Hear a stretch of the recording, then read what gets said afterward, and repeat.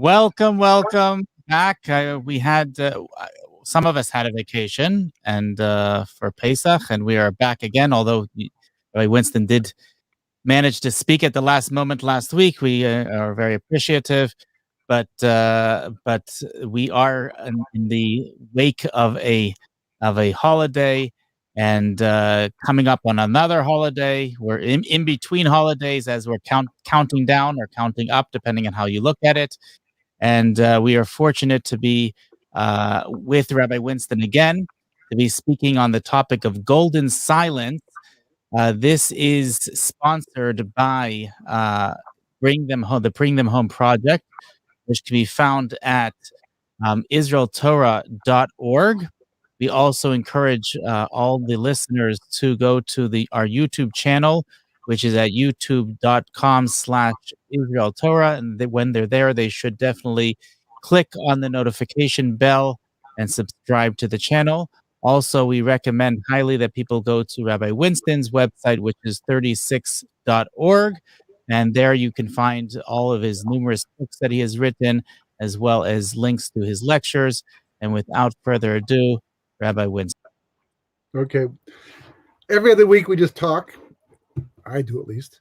And that's the way we communicate the idea. Today is about silence. So for 45 minutes, we're going to sit and maintain a yoga position and just meditate for 45 minutes. You can meditate on your word, and I will meditate on my word, and we'll get back at the end of 45 minutes because this one's about silence. It's all about silence, this one.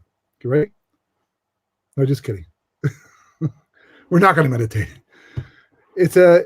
It's about meditation in a sense, but it's a different approach to the idea, and it comes from this week's parsha, this week's Torah reading, and it's a very interesting concept that basically doesn't get enough attention because it's one of these things in Torah. There's a lot of things in Torah like this that basically where the thing itself doesn't appear to be what it is, but if you examine and look more deeply into it, then you can see that basically there's a lot more going on than meets the eye. And it's specifically one incident in this week's parsha based upon another incident. And I'll just bring you up to speed. Backward information. The Jewish people have been forgiven for the golden calf. The sin of the golden calf, Moshe Rabbeinu, it's Moses, right? He went up the mountain for 40 days. At the end of the 40 days, the Jewish people, not so much the Jewish people as the mixed multitude, very few Jews actually got involved in the golden calf incident, but they didn't stop it either, and they were held responsible for that. And God threatened to destroy the Jewish people. So Moshe went back up the mountain and actually first purging the camp of the perpetrators, and then went back up the mountain to ask God for forgiveness. And the next 40 days, which will make 80 altogether, he was basically talking to God about forgiving the Jewish people, and finally was successful at the end of the 40 days, and that came down with the luchos, the second set of tablets on Yom Kippur. They had achieved forgiveness and atonement. God was not going to destroy the Jewish people, and then he went back up. Sorry, he did not get down with the luchos. This is the first of Elul. I'm 40 days ahead of myself here. He came down to deliver the news that they were forgiven, and to carve out the second set of tablets, which he did, and became a millionaire off the shavings of it, which is a great way to become rich. But it's not the reason why he did, of course, but that's one of the benefits of working for God. And he went back up with these man carved out tablets, and God wrote again the Torah on them. Then he came back down 40 days later, 120 days altogether. He's on Mount Sinai with breaks in between, with the second set of tablets, and also with the commandment to build the Mishkan. Some say the Mishkan, aka tabernacle, had to be built anyhow. There's going to be a temple. For sure there's going to be a temple in Jerusalem. That's going to happen. That was meant to be from day one. Before Adam Harish, the first man, was even created, there's going to be a temple in Jerusalem. Holy spot, holy place, very important of a temple. But the question is a portable temple, a tabernacle. Was that a necessity, or is that something that came out of the situation that arose because of the golden calf? So some say, yeah, it was going to happen anyhow. But the prevailing opinion seems to be that God said, if you must have something physical to use for the sake of worshiping me, because that's what the calf kind of symbolized in a sense, then here's how to do it right. Here's the godly way to build some structure that will act like a temple, portable temple that you can serve me while you're traveling through the desert. It's before the spies, so as far as I know, it's just another short distance until Eretz Yisrael. But they built the Mishkan, and it's all custom designed based upon God's design. God told Moshe how to build it, and Moshe told the Jewish people how to build it, and people got Ruach HaKodesh, which is like divine inspiration, and built it. And the last part of Shmos is about the collecting of the funds and different materials necessary to build the Mishkan, and then how the money was spent to build the Mishkan, and finally, here we are, Sefer Vayikra. And it's called Leviticus because Levi and Kohanim, they're all involved in the service of God. And we're going to talk about sacrifices and how to use the Mishkan, how the Mishkan is going to be initiated at first and then eventually used as the place of worship, the central place of worship for the Jewish people. You couldn't have meat unless you brought the sacrifice to the Mishkan, and there's certain sacrifices you could actually take some of the meat back with you and eat at home. But if you didn't do the sacrifice, then you couldn't have the meat. So today, this whole idea of just going to the store and picking up a package of meat, going to the local butcher, that's a thing that came later on in the Torah, Parshas A, when God says, okay, you're going to finally settle the land. It'll be too hard to always bring a sacrifice up to the temple, so I give you permission to slaughter the animals in a specific way, and then you can have meat even locally.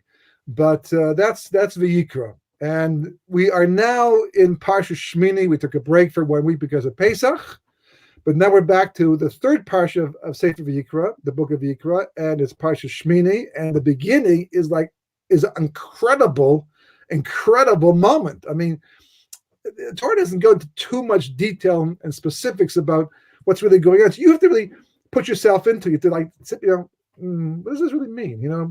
How would I feel if I was there? What would it look like? You have to put yourself into it to feel, what's going on. And it's an incredible moment. And we talk about God like he's just, some elderly gentleman down the street who we respect, hopefully. And but it's God. This is the Almighty. This is the infinite creator of everything. This is the master of the universe. It's an existence of something that we don't even understand and barely can relate to. And the beginning of this week's Parsha is about how the Jewish people were able to build a structure that would be holy enough and made literally like a microcosm of the entire universe. It's like a miniature world packed in. It's all Kabbalistic, all Kabbalistic, all Kabbalah, right? And God's going to come and dwell on it. I mean, there's no great, your boss comes along and says, good job, and you feel good, right? I'm going to give you a raise, a bonus, $100,000 bonus, and you feel great, 100%, or your spouse or your parent, and it feels good to get appreciation, to be thanked and to acknowledge what you've accomplished, but nothing compares to, positive reinforcement more than God saying, yeah, I can dwell in this thing. I can project my presence in this thing. You got to think about this one. You have to build up understanding of what this means to fully appreciate it. But it's a joy. It's a simcha, a tremendous simcha. Probably one of the biggest in the whole world throughout all of history is this moment, let's say perhaps next to the temple itself being built and God occupying the first temple.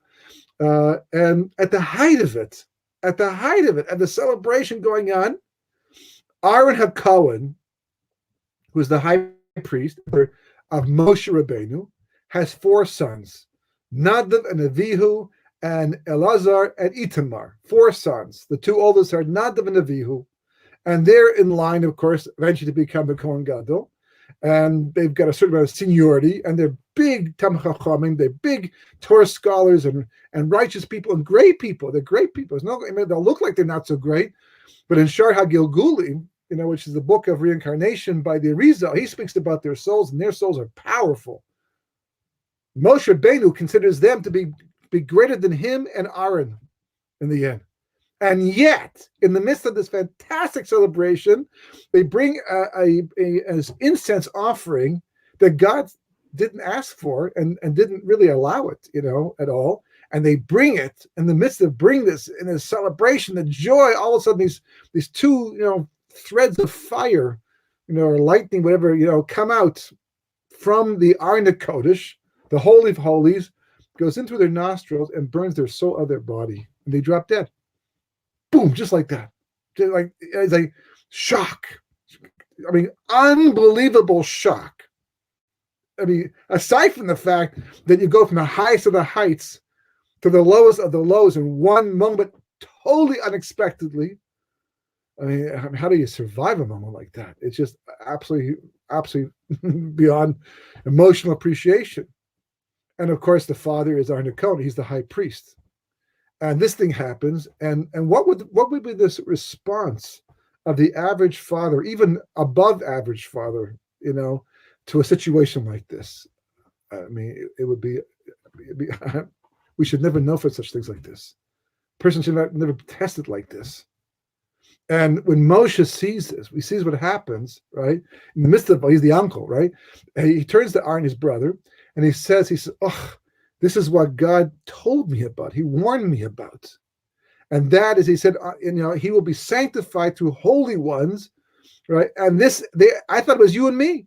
Who else is holier and greater than you and I? Not from an arrogant point of view, just an obvious, humble point of view. That's just a fact. He wasn't taking credit for his greatness, just pointing out the seniority over here. But I see now that God had them in mind, and they died instead. And then the pasuk says, the verse says, two main words. It's a longer pasuk, but the pasuk, it says, "V'yadom Aharon," that Aaron was quiet. He was silent, said nothing, didn't respond, didn't burst out crying, although for sure he wanted to. Wasn't in shock, though most people would be. And he wasn't angry at God, though a lot of people have done exactly that in situations like this.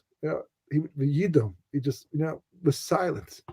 And it doesn't go unnoticed. Rashi brings down right there in the Parsha that God rewards him for his silence by being meyached his dibur with Aaron. He speaks specifically to Aaron. Normally God talked to Moshe and Moshe spoke to Aaron. But in this particular case, with the laws coming up about not drinking during the service, in temple service, because that's what, according to some, that's what they had done. It comes specifically to Aaron Cohen as a reward. I mean, it's what's a big deal? God talked to him, so he talked to him. He was like, no, God to talk to you directly is like, it's beyond imagination. It's not like you might get all wobbly just to talk to the president, or talk to a prime minister, or talk to a queen or a king, but this is way beyond that. And God spoke to Aaron in gratitude for his silence. Okay, admirable, for sure. And we know this is a very important thing, that you don't overreact, because everything that God does is just. Everything God does, he has, there's a method to his, what seems to be to us to be madness. It's never madness by God, but we might think it's madness because that's our comprehension level. But there's a method. Nonetheless, we are human beings. As the Gemara says, the Torah is not given to ministering angels. We're humans. We make mistakes. We're frail. We have laws of mourning. We have laws of crying. We have to do things like that. So, Yidom Aaron, he was quiet, he was silent. And classically, it's interpreted as an act of faith in God, which it clearly was, and he was rewarded for that. And then we move on, and we all admire his spiritual and intellectual and emotional fortitude, that he can actually have such self-control at he loved his sons, and he had high hopes for his sons. So it was not because, didn't like him anyhow. No, he loved them. And it was hard. It was as hard, if not harder, for him than any other father in the entire history of mankind. But Yidom Aaron, he was able to stay quiet. So I'd like to look at this and offer a deeper explanation of what the words Yidom Aaron mean, and how we can use that in everyday life to help ourselves as well. I'll tell you another story, another example of this type of idea, but a little bit different, similar but different. And that is, the Gemara says that when Moshe Rabbeinu went up onto Mount Sinai to be able to receive Torah, he found God, whatever that means, writing, drawing the little crowns on top of the letters. And he says, people usually, interpret the words as Moshe says, why are you doing that? What's the point of the crowns? But that's not what the Gemara says. The Gemara says, the Gemara says that actually the language that Moshe used is mi ma'akev es yadecha. Who is holding back your hand? And Kabbalah explains what Moshe was asking God is, come on, these crowns obviously are like letters. The letters we read, we understand, and they tell us words and thoughts. The crowns are mystical. And they're not just decoration. God's not just decorating his Torah. He's not using calligraphy over here just to make the letters look nicer. Every single thing about the Torah is a message. It's a lesson. It's a connection. It's a conduit. So if God is tying crowns to the top of the letters, he's communicating something to us. So Moshe says to God, why can't you just tell us what you want us to know? Why must you, encase this, hide this inside these crowns? That's how Kabbalah explains it. So God answers back, right in the Gemara itself, and God says to Moshe Rabbeinu, because there's going to come a time in history where laws are going to be lost, and someone's going to come along whose name is going to be Akiva ben Yosef, the great Rabbi Akiva, long down, Second Temple era. Moshe's back at Mount Sinai. This is Second Temple era, and he will use these crowns to elucidate laws that will be forever forgotten, or will forget the source for them, and he will show us, through these crowns, mounds and mounds and mounds of halacha, of Jewish law. Very impressive. So Moshe says, show him to me. I want to see who this person is, who can do that kind of a thing. Now you have to understand and appreciate, this is the beginning of the 40 days. Moshe hasn't learned the whole Torah yet. This is the beginning of the 40 days. Some organization, I won't say who, right, tried to use this to say that just like Moshe Rabbeinu didn't know what Rabbi Akiva was talking about, so we don't know, Rabbi Akiva wouldn't know what we're talking about, but it's okay, because Rabbi Akiva was later on, and he did his own thing, so we can do our own thing too. That's not what I was talking about. The Medrash clear is talking about the beginning of the 40 days. Moshe had yet to learn halacha, and the Medrash itself, they actually cut this, the people who use this ad in the New York Times of all places, right, cut this ad off the most important part, right here, where it says that Moshe sat at the back of the class, not here, a little bit further on. Hold on, let's go. We'll go back. Right, God says to Moshe, turn around. So Moshe turns around, and he has a prophecy of Rabbi Akiva in the future, and he's able to somehow go into his classroom and sit down at the end of the 8th row in Rabbi Akiva's base medrash. And Rabbi Akiva was speaking all kinds of laws, and Moshe doesn't recognize, getting all uptight. I don't know. Like, it's amazing. It's strange. He's making his own thing. So finally, one of his Rabbi Akiva students say to Moshe Rabbeinu, Rebbe, where's it come from? Where's the halacha come from? And then Rabbi Akiva answers by saying, halacha l'Moshe miSinai. This is a law that we get from Moshe from Mount Sinai. So then Moshe understood at that point in time that God had yet to teach him these laws, but he would teach him these laws, and they would get passed down, and Rabbi Akiva would just teach them in the future. That's the part they left on the ad. So Moshe did know exactly what Rabbi Akiva was talking about. It's just that he hadn't learned it yet, but he would. Right? Now, Moshe goes back, goes back to God and says, wow, you got someone like that, and you want to give Torah through me? So what does God answer back? Shtok. Allah b'machshava lefanai. Literally, shtok, be quiet, silence. This is what went up before the mind. The machshava is like a mind, right? It's a little awkward language, which Kabbalah explains incredibly, but simply put, God saying, be quiet, this is what I plan to do. Almost like saying, none of your business. Okay? You asked? Fine. Right? I showed you Rabbi Akiva, but as to why I'm giving Torah through you, that's my plan. If I wanted to give it to Rabbi Akiva, I give it to Rabbi Akiva. I'm not to give it to Rabbi Akiva, I give it to you. So don't ask questions. I'm God, you're Moshe. That's what it sounds like. If God only said, Allah machshav lefanai, that's what I plan to do, fine. But God says, shtok, be quiet. I mean, it's almost like sounds like God is angry, that God is impatient with Moshe's question. God doesn't get angry like this. He doesn't get impatient. There's a message in here, which we'll see in a second. Then Moshe says to God, well, you showed me the person. Now show me his reward, because at least his reward must be unbelievable to be able to be a person like this, and such a leader. Aside from the fact he's going to be a Baal Tshuva as well, and sit down and learn and go to Cheder at the age of 40, and sit at the back of a class with children just to learn Aleph base, and then build himself in the course of 24 short years to become a Gadol Ador, a leading Torah authority, a phenomenal individual. And so Moshe is all prepared to see, wow, like incredible schar. And what does he see instead? God shows them weighing out the flesh of Rabbi Akiva in the Roman marketplace. Gruesome. He died gruesomely. They raked his skin with combs because he was teaching Torah in public. They caught him, and they tortured him to death. And he died saying the Shema. Heroic. But this is like, I'm sorry I asked. Really, be careful what you wish for. Right? I'm sorry I asked.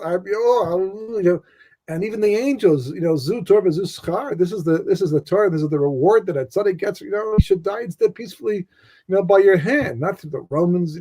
What is by God's hand, but And again, Moshe says, this is the Torah, and this is its reward. And what does God say? Shtok, Allah b'machshava lefanai. Same answer. Be quiet. That's what I plan to do. So again, what's the shtuk? What's the be quiet part? Like what's God telling? It's okay to tell Moshe Rabbeinu, good question, but I'm not going to answer it. You know why? Because I'm God. That's what I plan to do, and I'm not going to explain to you whatever. But what's a shtuk? Be quiet. So the Leshem, whom I often quote, Rav Shlomo Eliashib explains that what it means is the following thing. See, things take place down here that make sense and don't make sense, especially when it comes to the spiritual world. We have mitzvahs that are called mishpatim, laws that don't steal, don't murder. I mean, even if the Torah didn't say don't do these things, we would learn on our own that if you want to live securely in society, you have to have rules like this. You may want to kill somebody, but if I kill him, he'll kill me. And they no, we have laws, right? But then there's what's called chukim. Chukim are statutes. The red heifer. Don't mix milk and meat together. Right? And don't mix linen and wool together. These are things that we would not have come up with on our own without God first telling them to us. Once he did, we can figure out kind of what's going on a bit, maybe with Kabbalah, but until God said this is so we understand that there's the different types of laws. But what's the difference? The difference is that some laws, they originate on lower down levels of spiritual consciousness, and we can access those. Our brains can reach those things. But chukim, statutes, are mitzvahs whose origin is so high up in the spiritual realm that we don't have the kalim, the vessels, the capacity to understand and relate to them, unless you're on a very high spiritual level.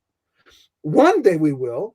It is accessible, but like all knowledge, you have to work your way up to appreciate and understand what you're looking at. But some things are so high up that even Kabbalah can't explain them, because in physical bodies, in the physical world we're living in right now, for the most part, we can't express them, we can't relate to them, we can't get to them in any real conscious way. According to many, on some levels of reality, in the future, in the world to come, we won't be speaking. You won't have to speak. You just will be knowledge. The soul is knowledge, is consciousness. Right now, in this physical that we live, in order for me to tell you what I'm thinking, because you can't read my mind, you can try, but you can't, you wouldn't want to, right? You could, I have to tell you what I'm thinking, and you have to tell me what you're thinking. I'm conveying ideas through words right now. But there are concepts that are beyond my grasp that if you ask me about them, I cannot express them. And I've tried. Believe me, I know I've tried. Just can't find the words. I don't relate, don't grasp. So all I can sit there quiet. So the Leshem explains that what God was saying with the word shtuk was not like losing his patience, saying, be quiet, mind your own business. God was saying to Moshe Rabbeinu, you're right. This is a very difficult situation, but you should know What's going on here right now is so primordial, so high up in the spiritual realm that there really are no words to express it. And right now, on the level you're on, where you're holding, you want me to tell you in words and through prophecy what, from the outside to the inside, right? What's happening here, and you should know it's just not yet. Eventually, you will understand the answer to your question, but not on this level that you're on right now. It's still the beginning of the 40 days. Moshe keeps growing. Right now, at the beginning, he's on a different level. It's just starting out. At the end of his life, he's going to be at a hugely high level, and it's a different story. But that's what God says to Moshe. Shtok here means that it's not going to come through noise. It's not going to come through words. It's the silence that counts over here. So, the Gemara says that anybody who wants to learn Torah and really retain it has to make themselves into a midbar. Elsewhere it says a midbar is a desert, right? So you have to make yourself into a desert. Why a desert? Because just like a desert is ownerless and nothing really grows there, it's just very, very plain. It's like sand. It's like, you have to be so cut off when you're learning Torah from the outside world that you're willing to die. This is the language of the Talmud. Die in the tents of Torah. Not actually die. You can't die per se, but literally meaning that you're willing to sacrifice, at least for the time that you're learning the world around you. Because in order to be able to connect to Torah on the level that Torah is meant to be connected to, you have to cut everything out. You have to have silence. Just silence, quiet, and white noise. It's a very noisy world today. I mean, between the bings and the buzzes and the cell phone, the different types, it used to be that everybody had the same cell phone ring. Didn't make a difference whose phone it was. It went off. It was a phone. Today it's like this guy's got this song, she's got this song, and there's like a noise, and trucks backing up and beeping and cars beeping and honking. It's a very noisy world, very distracting world. And the way we human beings work is that basically the more distracted we are by the outside world, the more our emotions or our senses get pulled in different directions. Being in the moment, what we call today mindfulness, right? Being in the moment is really a function of everything lining up and being together at one time with nothing else pulling you in any which direction. It's powerful. I mean, this is why people spend so much time and money meditating. People go to the east and sit in the mountains or ashram, whatever, and they just focus and meditate. Some people go to classes and down, just cut it out. Tell you, you go for a walk. 4 o'clock in the morning, not even at night. It's different at 12 o'clock, at 2 o'clock in the morning. People are still up, even though, but you go for a walk at 4 o'clock in the morning. You're up at 3 o'clock in the morning, and there's something very, almost eerily peaceful and quiet. And in that silence, something mystical and magical happens. You can almost hear something that you can't hear the rest of the time. It's because it's always being canceled out. The Talmud says that before a child is born, there's an angel that goes inside the womb, whatever that means.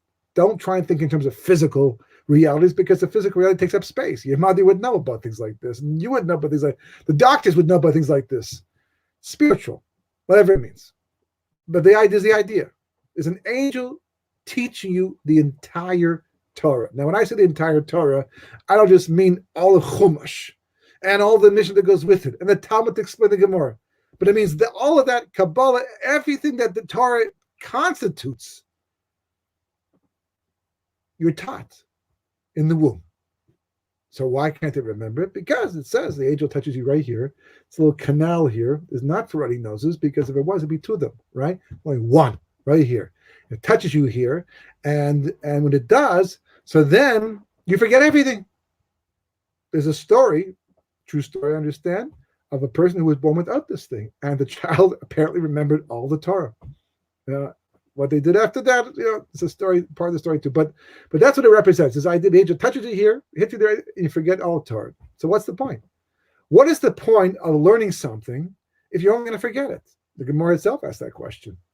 But in this case, what it means is that in order for you to relate to knowledge, to connect to knowledge, there has to be a pre-existing relationship. This is why, for example, people talk about soulmates.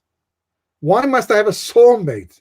Why is it so important? Why do people make it such a big deal? As long as you get along, as long as you like each other, as long as you can work together, what's the difference? No, because somehow this pre-existing relationships makes possible a deeper, more profound relationship throughout the course of the marriage, to such an extent that the Rizal says that if people are still fighting years and years later, it's very questionable whether or not a person actually has found their soulmate, because it shouldn't happen like that. And that's why people are so driven to find their soulmate. The same thing is true with knowledge. In order for you to connect to knowledge, it has to have already been inside of you. So it turns out that all that learning that we're doing, where you go to a class and a teacher talks and you oh yes, that makes sense. No, the reason why it makes sense is because it's bringing to the conscious mind what was already existing on the unconscious level of mind. So learning is really the process of remembering. But remembering, obviously, just like learning itself, is based upon your comprehension levels. So if you're only capable of comprehending this much, it's because you can access that much. But the deeper you can access, the more you can get, the more you know, the more you understand, and it goes on endlessly. It's inside. It's inside. And I think this is what God was actually telling Moshe Rabbeinu. And this is what the Parsha is telling us about Aaron. It's telling us that Aaron, he dome, and by the word dome is like from the word doming, which means silent, quiet, and a desert falls into the category of something called doming because it can't speak, right? It's just a quiet place, And what it's telling us is that Aaron understood the answer to what just took place before his very eyes is not going to be found in the physical everyday realm with all the noise. There's no words that are going to be able to express to him right now. Even though Moshe Rabbeinu tried to put things in perspective by saying, "Oh, God told me about this, and now I see they're greater than you and I." That sounds just like consolation. It doesn't really sound so much like the truth. Maybe obviously it was. Moshe's not going to just make that up, but still, how do you get past it? Aaron, he understood there's an answer to this, but it's not going to come from the outside. It's going to come from the inside. So the Yidam Aaron means he shut everything out. He went inside. He just cut the whole world out. He just, whatever happened, whatever people are doing, they're all panicking and they're all crying, and that's not my world right now. For me to be able to understand, and because he has a job to do. He's the Kohen Gadol. He can't afford to stumble. He can't afford to lose it, even for a moment. He is the high priest on one of the most important days of his life. And this creates a phenomenal challenge. There are stories, true stories, of people and Rabbanim who got the news that someone close to them died during a holiday, but there's a mitzvah to be joyous on a holiday. You don't mourn on a holiday. And they couldn't bury the person at this point. There was nothing to be done until the holiday went out. And they danced and they sung, and they did not let anyone know that they were feeling bad about the situation, and they served the Kodesh Baruch Hu with complete joy, as the mitzvah is, until Motzi Yantif or Shabbos, and then boom, that's when they took care of all the proper things they had to do to mourn the tragedy that there was in their life, the situation. And Aaron went inside because he knew everything he needs to know is inside. In fact, God will tell him.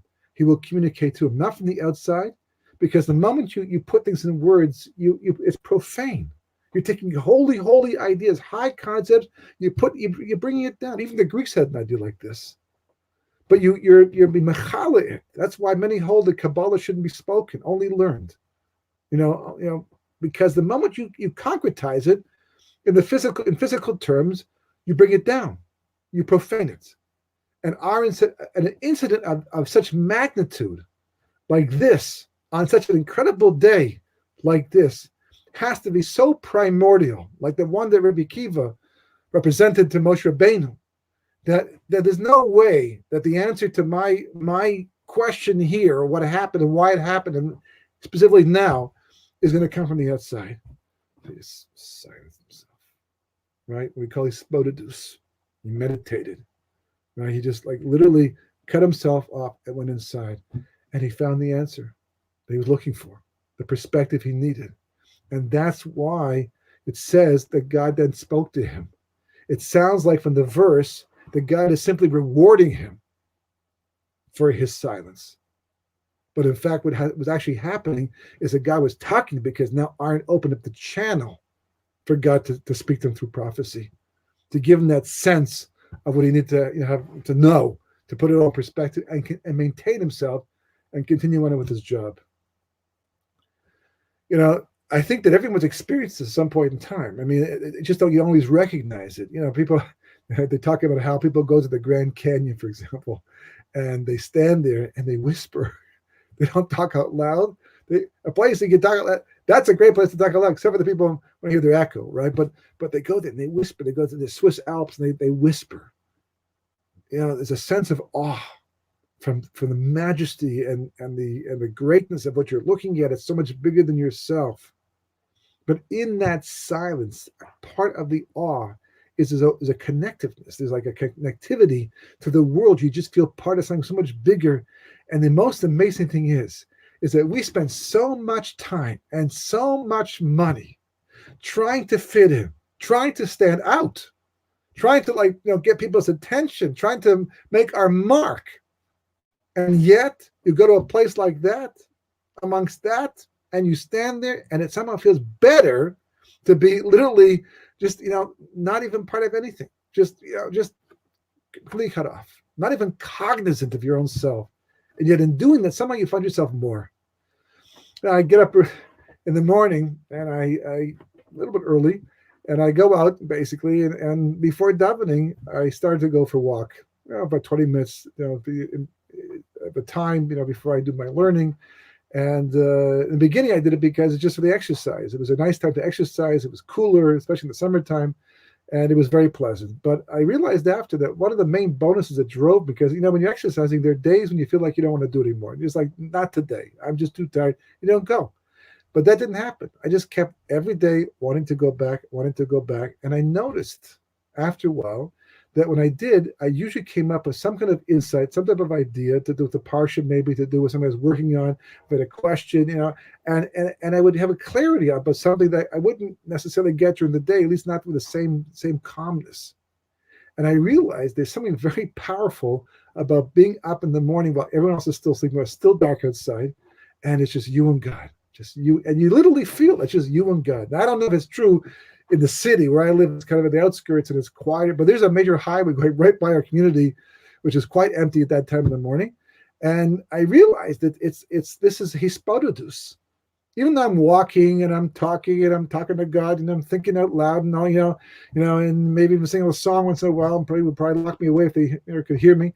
But it's like this is like it's a form of meditation. But it was like this quiet, this silence that we don't get very often, especially today. You have to understand the Amaleks, right, the nemesis of the Jewish people in the Chumash Parshat B'Shalach, who taxes on the way out of Mitzrayim, on the way from Mitzrayim to Har Sinai, to receive Torah, to connect to God. He attacks us along that way. The number one means of attack, especially today, is distraction. Nothing is more damaging and dangerous than a moment of distraction, much more so many moments of distraction. And it just blocks out the inner truths. So this message from this week's Parsha, it sounds like the most incredible tragedy, because it was, right? Even though it leads to other things for Nadav and Avihu, as outlined in Sharhi Gugulim by the Rizal. And it's like a real downer after you have this fantastic moment, etc., etc. But sometimes the Torah teaches some of the most important lessons, not by the obvious things, but the less obvious, the things that look like this, but it's really the opposites. And in some respects, the message of Aaron Cohen is, we have to have a Mishkan, 100%. But don't forget, God originally said, I will dwell within you, meaning that every individual was supposed to be their own Mishkan, their own tabernacle. The heart was supposed to correspond to the altar, because God wants our hearts, not physically, don't cut it out, but he wants us to be loyal, to be devoted, to be focused on him with both sides of the heart, it says, the right side and the left side. Because all of us, b'chol levavecha, right? It says in the Shema, two bases, because both sides of the heart. That's what we're supposed to be. And you get that by being quiet. Be them Aaron. It's a message to all of us about how if we just cut out so much of the noise, so at least 20 minutes a day, a half an hour a day, an hour if you can, right? Different parts of the day, but just go completely silent and go inside, and you'll be absolutely amazed at how much you already know inside, how much you're already connected to, and how much it can lead you to lead the most meaningful life possible. Shabbat shalom. Thank you again for a very inspiring talk. And again, we want to mention our co-sponsors, which are Israel 365, Israel 365 News, of course, the Bring Them Home project, which can be found at it's timetolive.com, and also the Rabbi's website at 36.org. Again, we appreciate his time and every week coming back and giving this live webinar. And we look forward to hearing from him in the future. Shabbat Shalom.